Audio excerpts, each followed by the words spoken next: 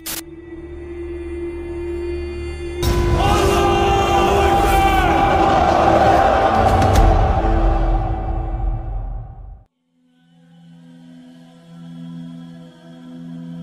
আলাইকুম ওয়া রাহমাতুল্লাহি ওয়া বারাকাতুহু। আজকে আমি আপনাদেরকে এমন একজন ব্যক্তির সাথে পরিচয় করিয়ে দেব যিনি দাবি করেন যে তিনি একজন সাবেক ফ্রিমেসন ছিলেন। এমনকি সে শয়তানের সাথে সরাসরি কথা বলেছে। রজার মর্নিউ নামক এই ক্যানাডিয়ান ব্যক্তিকে প্রস্তাব করা হয়েছিল যে তাকে তার মৃত বাবা মায়ের সাথে কথা বলিয়ে দেয়া হবে। চলুন এবার পুরো ঘটনাটি বিস্তারিত জানব। বিষয়টি নিয়ে রজার মর্নিউ 1982 সনে একটি বই লিখেছিলেন যার নাম হলো এ ট্রিপ ইনটু দ্য সুপারন্যাচুরাল। এছাড়াও তিনি একটি সাক্ষাৎকার দিয়েছেন যার দৈর্ঘ্য 3 ঘন্টারও উপরে। আপনারা যদি চান তাহলে কিন্তু ইউটিউব থেকে সহজে ভিডিওটি দেখে নিতে পারেন। তবে সেই পুরো ঘটনাটি সংক্ষেপে আমি আপনাদের এই ভিডিওতে জানাবো। রজার বলেন, আমি দ্বিতীয় বিশ্বযুদ্ধের সময় একজন নেভি ছিলাম আর যুদ্ধ শেষ হওয়ার পর আমার নিজের বাড়ি অর্থাৎ কানাডায় ফিরছিলাম। রজারের বাড়ি ছিল কানাডার মন্ট্রিয়াল নামক জায়গায়। ঘটনার দিন রজার মর্নিউ একটি শিপ অথবা জাহাজে দাঁড়িয়েছিল। তখন রজারের বস হঠাৎ তার কাছে আসে আর তাকে প্রস্তাব দেয় যে তার মৃত বাবা মার সাথে রজারকে সাক্ষাৎ করিয়ে দেবে। এ কথা শুনে রজার অনেকটা হতচকিত হয়ে গিয়েছিল আর খানিকটা সন্দেহ প্রকাশ করে বলেছিল যে এমনটাও হয় নাকি। রজারের এমন কথা শুনে তার বস তাকে বলল, কেন, তুমি কি ভয় পেয়েছো নাকি? এরপর বিষয়টি নিয়ে তাদের মধ্যে কিছুক্ষণ বিতর্ক হয়। কিন্তু তারপর একটা সময় রজার তার বসের এই প্রস্তাবে রাজি হয়ে যায়। তারপর সে বলে যে আমি তোমার সঙ্গে যেতে রাজি আছি। দেন তার বস তার পরের দিন তাকে একটি টেম্পলে নিয়ে যায়। টেম্পলের ভেতরে প্রবেশ করতেই রজার প্রথম যেই বিষয়টি লক্ষ্য করল তা হলো সেখানে বেশ কিছু সেলিব্রিটি এবং রাজনীতিবিদ মজুদ আছে। এছাড়াও টেম্পলের মাঝখানে একটি স্টেজ বানানো ছিল যেখানে একটি মহিলাকে দেখা যায়। সেই মহিলা সকলের এই ধরনের স্পিরিচুয়াল চাহিদা পূরণ করছিল। অর্থাৎ কেউ যদি তাদের মৃত স্বজনদের সাথে সাক্ষাৎ করতে চায় তাহলে সেই মহিলা এই চাহিদাগুলো পূরণ করছিল। সেই মহিলার চারপাশে মানুষজনের প্রচুর গ্যাদারিং ছিল, যেমনটা আপনি ফ্রিমেসনিক লজের মাঝেও দেখতে পাবেন। লাইক আপনি ইউটিউবে যেরকমটি দেখতে পান ফ্রিমেসনদের লজের মধ্যে অনেক মানুষ একত্রিত হয়, ঠিক তেমন কিছু একটা।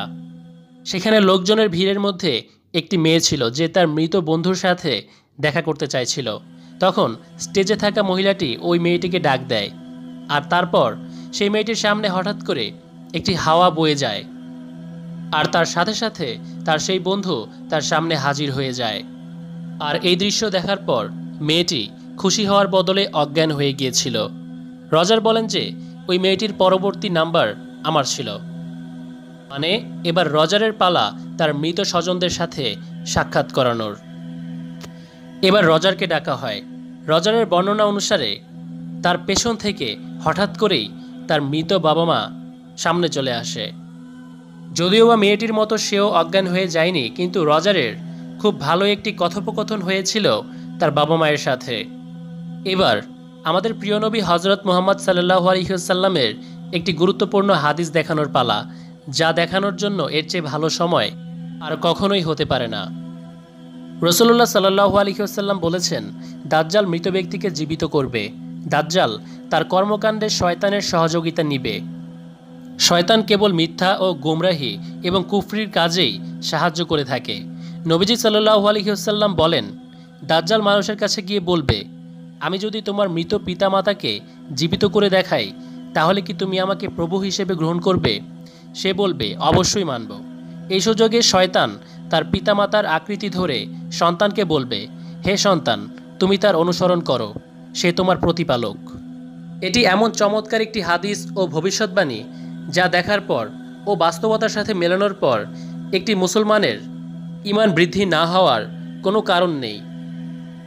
রজার কিন্তু কোনো মুসলমান নয়, না তো সে আমাদের রাসূলুল্লাহ সাল্লাল্লাহু আলাইহি ওয়াসাল্লামের এই হাদিস সম্পর্কে জানে, না তো কোনো মুসলমানকে প্রভাবিত করার তার ব্যক্তিগত কোনো ইচ্ছা আছে।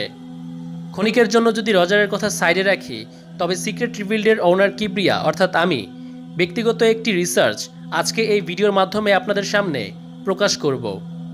আজ থেকে 2 বছর আগে অর্থাৎ 2020 সনে লন্ডনে থাকা একজন প্রবাসী যে নিজেকে নাস্তিক বলে দাবি করে কিন্তু প্রকৃতপক্ষে ফ্রিমেসনের গোলাম। তার একটি গ্রুপ চ্যাটে আমার গোয়েন্দা মজুদ ছিল। সে আমাকে একটি তথ্য এনে দিয়েছিল। লন্ডনে থাকা এই ব্যক্তি তার বিভিন্ন বন্ধুদেরকে বা ওয়েলদি কিছু মানুষদেরকে বন্ধু বানিয়ে তাদের মৃত পিতামাতার সঙ্গে সাক্ষাৎ করানোর প্রলোভন দেখিয়ে ফ্রিমেসনিক লজে নিয়ে যেত এবং কিছু লোক দাবিও করেছে যে তারা মৃত পিতামাতার সাথে দেখা করেছে বা আলোচনা করেছে। আচ্ছা, যাই হোক, এবার চলুন রজারের ঘটনায় ফেরা যাক। রজার এর পরবর্তীতে বললেন যে ফ্রিমেসনারির এই গ্রুপ সম্পর্কে বা তাদের কার্যক্রম সম্পর্কে আমাকে বিস্তারিত বলা হলো। এর মানে রজার প্রথমবারের মতো ফ্রিমেসনারি গ্রুপের সাথে পরিচিত হয়েছিল। রজার আরও বলেন যে এই গ্রুপের মানুষেরা দুনিয়ার সবচাইতে নিকৃষ্টতম কাজগুলো করে থাকে, যেমন ধরুন চাইল্ড স্যাক্রিফাইস বা শিশু বলি, নরবলি, রক্ত খাওয়া, এ সমস্ত বিষয়। এছাড়াও আরও অনেক কিছুই আছে, যার মধ্যে অন্যতম শয়তানের উপাসনা। এবং সবচাইতে গুরুত্বপূর্ণ তথ্য হলো তাদের গ্যাদারিংয়ের মধ্যে, অর্থাৎ যখন তারা একত্রিত হতো, তাদের মধ্যে থেকেই একজন লম্বা করে মানুষ যে এই গ্রুপটিকে অর্ডার করত বা পরিচালনা করত, সে এসে বক্তব্য দিয়েছিল যে আমি তখন থেকেই এখানে আছি যখন এই দুনিয়া সৃষ্টি হয়েছিল। আমি অসংখ্য যুদ্ধ দেখেছি এবং পলিটিক্স খুব ভালোই বুঝি। তাই তোমরা আমার আদেশ অনুসরণ করো, তার বিনিময়ে তোমরা যা চাইবে তাই পাবে। অর্থাৎ টাকা পয়সা, ধন দৌলত, যা ইচ্ছা তাই। আর যেহেতু রজার একজন খ্রিস্টান ছিল, সে বাইবেলে লুসিফার সম্পর্কে পড়েছিল। রজারের মনে হতে শুরু করলো যে হয়তো এই ব্যক্তিটি লুসিফার। বাইবেলে একটি চ্যাপ্টারে বলা হয়েছে যখন থেকে এই দুনিয়া তৈরি হয়েছিল তখন থেকেই সে এখানে আছে। রজারের সন্দেহ হতেই সে আর দেরি না করে ওই ব্যক্তিটিকে জিজ্ঞেস করলো, তুমি কি লুসিফার? মুসলিমদের ভাষায় বলতে গেলে মানে তুমি কি ইবলিশ? তার উত্তরে সেই ব্যক্তিটি বলল, হ্যাঁ, আমিই লুসিফার। রজার এরপর তাকে জিজ্ঞেস করলো যে তুমি এসব কেন করছো? ব্যক্তিটি বলল, কেননা আমি এই দুনিয়ার খোদা, আর এটা ভালো হবে যে তোমরা সবাই আমার উপাসনা করো।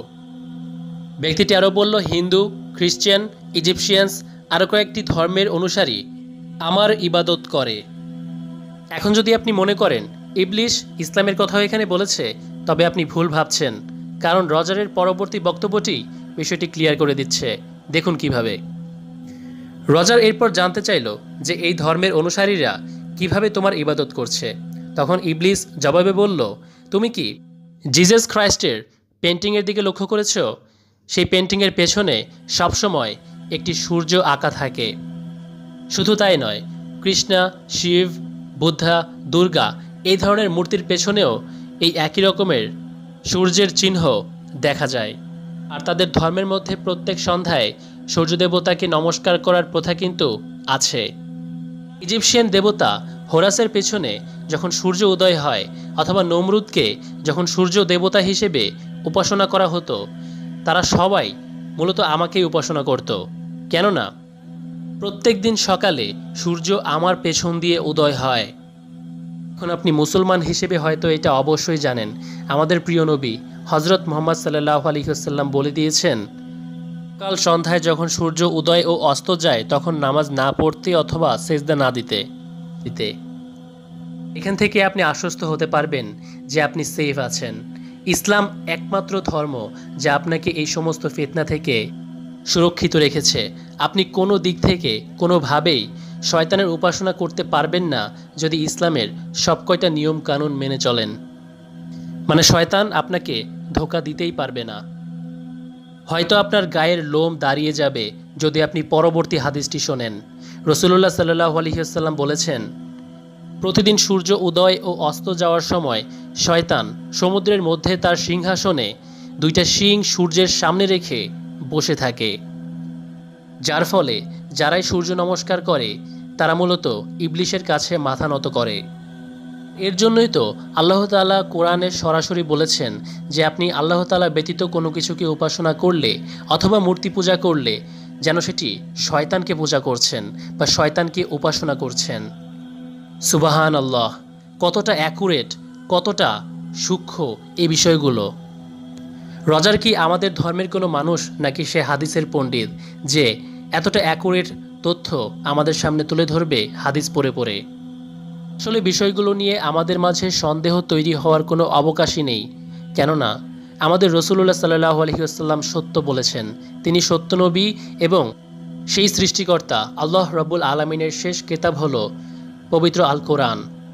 তাই আমরা যারা এর অনুসারী আছি তারা যে ওই সমস্ত ইহুদি নাসারা নাস্তিকদের চেয়ে কতটা উত্তম এবং কতটা মহান অবস্থানে রয়েছে তা হয়তো আমরা নিজেরাও উপলব্ধি করতে পারি না। যাই হোক, ইবলিশ রজার ম্যান্ড্রিউকে আরও বলল, পূর্বে যতজন পলিটিশিয়ান অথবা বিজ্ঞানী কাজ করে গিয়েছে তারা সবাই আমার নির্দেশ পালন করে তাদের কাজ সম্পন্ন করেছে। এমনকি ইবলিস তাদের নাম পর্যন্ত উল্লেখ করেছে, যাদের মধ্যে ছিল চার্লস ডারউইন, আরও অনেকেই, যারা ইবলিসের কাজকে সহজ করেছে। আপনি আজকে তার দৃষ্টান্ত দেখতেই পাচ্ছেন, মানুষ কিভাবে ধীরে ধীরে চার্লস ডারউইনের মিথ্যা মতবাদকে অনুসরণ করতে শুরু করেছে। সে আরও বলে, আমি এমন একটি মতবাদ তৈরি করে দিয়েছি যাতে মানুষ বিশ্বাস করলে সে তো সৃষ্টিকর্তা ও তার ক্রিয়েশন থেকে নিজেকে পৃথক করে দিল, তাহলে তারা সৃষ্টিকর্তার ইবাদত কিভাবে করবে বা কেন করবে? আর এইভাবেই সতর্ককারীদেরকেও আমি গুমরা করেছি। যারা একটা সময় আমাকে ঘৃণা করত তারা নিজেরাই এখন আমার উপাসনা করে। আর এই মানুষগুলোই হলো শয়তানের দ্বিতীয় রূপ। যেন শয়তান মানুষের রূপ ধরে পুরো জাতিকে পথভ্রষ্ট করছে তার সাথে দোজখে নিয়ে যাওয়ার জন্য। শয়তানের এই চেলারা সব জায়গায় মজুদ আছে, বিজনেস, পলিটিক্স, সায়েন্স এবং টেকনোলজি, এছাড়া মিউজিক ও মিডিয়া ইন্ডাস্ট্রির মধ্যেও। যেন চারিদিক থেকে আমাদেরকে ঘিরে ধরে আমাদেরকে পথভ্রষ্ট করতে পারে।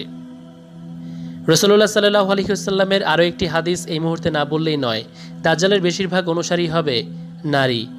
আর আজকে আমরা মিডিয়ার জগতে প্রবেশ করলেই বিভিন্ন প্ল্যাটফর্মে নারী নামক এই ফিতনাকে খুব সহজেই দেখতে পাই। এছাড়াও এমন এক মূর্খ জাতির কথা বলা আছে যারা কোনো কিছু না বুঝে না শুনে খুব সহজে শয়তানের দেখানো লাক্সারিয়াস লাইফ, ফেম, ফরচুন, ধন দৌলতের প্রলোভনে পড়ে যায় এবং তা নিয়েই মত্ত থাকে। দর্শক, আজ চারিপাশে তাকালেই দেখা যায় এমন মানুষের অভাব নেই যারা শয়তানের পথ অনুসরণ করে নিজেদের দেহ বিক্রি করে দিচ্ছে খানিকটা অর্থ ও পরিচিতি লাভ করার জন্য। আর তাদের মধ্যে নারীরাই অন্যতম। আজকের জন্য তবে এখানেই শেষ করছি। পরবর্তী ডকুমেন্টারি ভিডিওর জন্য চ্যানেলটি সাবস্ক্রাইব করে সাথেই থাকুন। আসসালামু আলাইকুম ওয়া রাহমাতুল্লাহি ওয়া বারাকাতুহু।